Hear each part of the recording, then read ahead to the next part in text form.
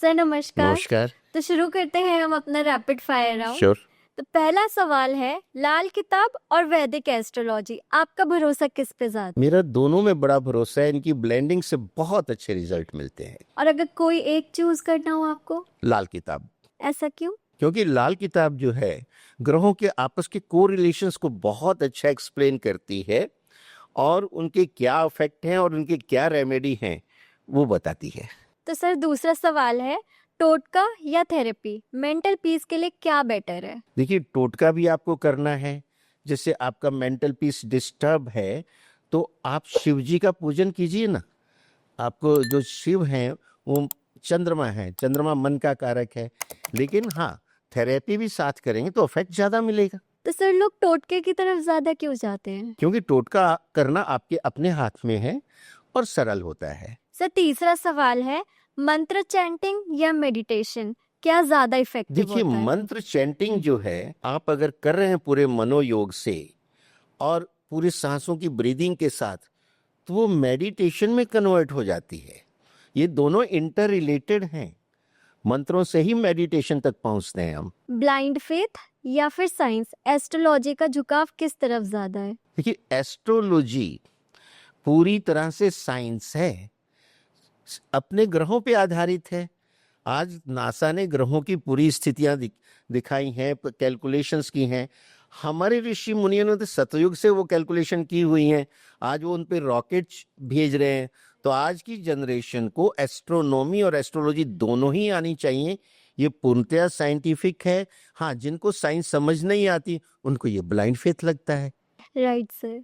Sir पांचवा सवाल है, फ्यूचर प्रेडिक्ट करना या पास्ट हील करना, ज्यादा क्या बेटर होता है? देखिए, पास्ट रीड करने से हम कुछ कर नहीं सकते हैं, क्योंकि वो तो गॉन इज गॉन। और भगवान ने आंखें हमारी आगे लगाई हैं, पीछे नहीं लगाई हैं। आगे देखने के लिए कहा है, तो हम अपना आज देखें और भविष्य देखें और उसको कैसे और अच्छा कर सकते हैं एस्ट्रोलॉजी की मदद से, वो उपाय करें, वो इंस्ट्रक्शंस फॉलो करें। तो सर आजकल लोग अपना पास्ट जानने के लिए इतना ईगर क्यों होते हैं? ये उनके एक साइकिक फियर है, अदरवाइज उसको जानने की कोई जरूरत नहीं है। आपकी जो हॉरोस्कोप है, it is nothing but carry forward balance sheet of your previous birth deeds. तो वो तो मोटा मोटा उसमें रिफ्लेक्ट हो जाता है। उसी के आधार पे तो रेमेडीज बताते हैं कि आपका गुरु ग्रह खराब है, आपने पिछले जन्म में गुरु की जो अवमानना की है, उनको प्रताड़ित किया है, तो आपका गुरु खराब है इस जन्म में। सर अगला सवाल है, तंत्र या मंत्र, कौन ज्यादा पावरफुल है? मंत्र बहुत पावरफुल हैं, पर ये सतत करते रहिए। कोई एक मंत्र, कहा जाता है ना गुरु मंत्र है ये मेरा, तो किसी गुरु से आपने मंत्र लिया हुआ है, वो आजीवन आप करते हैं, तो उसके फल बहुत अच्छे मिलते हैं। अगला सवाल है सर, डेस्टिनी लिखी होती है या बनाई जाती है? Destiny carry forward balance sheet है, वो लिखी हुई है, लेकिन क्या आगे वो खाता क्लोज थोड़ी हो गया है। जीवन अनंत है, आपको नया जीवन दिया गया है उस बैलेंस शीट के साथ। आप अच्छे काम करेंगे, डेस्टिनी बनेगी और अगले जन्मों के लिए वो जो आपके अच्छे कार्य हैं वो डिपॉजिट हो जाएंगे एफडी की तरह। अगले जन्मों में इन कैश होंगे वो आपको। तो सर ऐसा भी होता है क्या कि टोटका करने से हम अपनी डेस्टिनी चेंज कर सकते हैं? टोटका करने से आपकी जो तात्कालिक समस्याएं हैं उससे थोड़ी राहत मिल जाती है। Okay sir. सर तो दूसरा सवाल है, प्लैनेट्स हमारा डेस्टिनी चूज करते हैं या फिर कर्मा? जो प्लेनेट आपको मिले हैं ये पिछले जन्मों के कर्मों के आधार पे मिले हैं, और इस जन्म में हम अगर कर्म बहुत अच्छे करते हैं और फोकस्ड करते हैं तो वो डेस्टिनी के साथ ब्लेंड होके और ज्यादा अच्छे फल देंगे। Okay sir. सर दूसरा सवाल है, एस्ट्रोलॉजी इज अ बिलीफ और अ बिजनेस? देखिए, जहाँ बिलीफ की बात है, एस्ट्रोलॉजी एक साइंस और बिलीफ है। लेकिन जब आप कंसल्टेंसी किसी से लेने जाते हैं, हमारे जो धर्म में ना एक प्रोविजन है दक्षिणा। जब आपने किसी से कोई सर्विस ली है तो आप उसके बदले में कुछ दक्षिणा, एप्रोप्रिएट अमाउंट जब तक आप नहीं देंगे तो आपको उसका पूरा फल नहीं मिलेगा। और वैसे भी लाल किताब ये कहती है किसी से फ्री में कुछ नहीं लेना।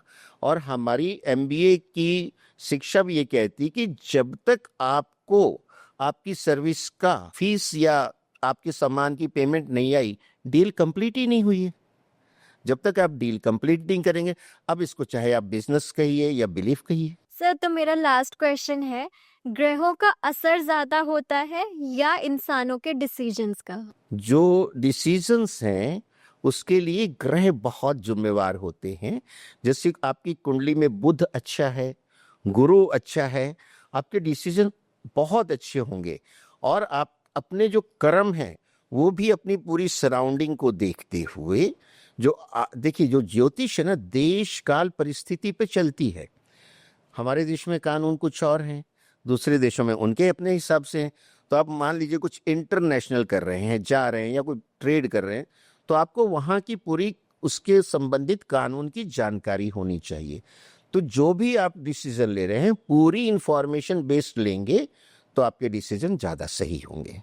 सर ऐसा भी होता है कि अगर किसी के ग्रह खराब चल रहे हैं तो उनके डिसीजंस भी गलत हो जाए? हाँ, जब साढ़े सती चल रही हो या नीच के प्लेनेट की महादशा चल रही है तो हम लोगों को कहते हैं कि भाई इतना ये यहाँ से यहाँ तक पीरियड आपका अच्छा नहीं है, कोई बड़े डिसीजन नहीं लेने हैं। यह हमारा सेंटेंस होता है, बड़ी इन्वेस्टमेंट नहीं करनी है, पार्टनरशिप नहीं करनी है। ये समय निकल जाने के बाद आप मेजर डिसीजन लीजिएगा, होल्ड पे रहिए। Thank you so much sir, बहुत अच्छा लगा आपसे क्वेश्चंस पूछ और के, मुझे भी बात बहुत करके। अच्छा लगा। Thank you God so bless much. You. Thank you so much sir. Thank you.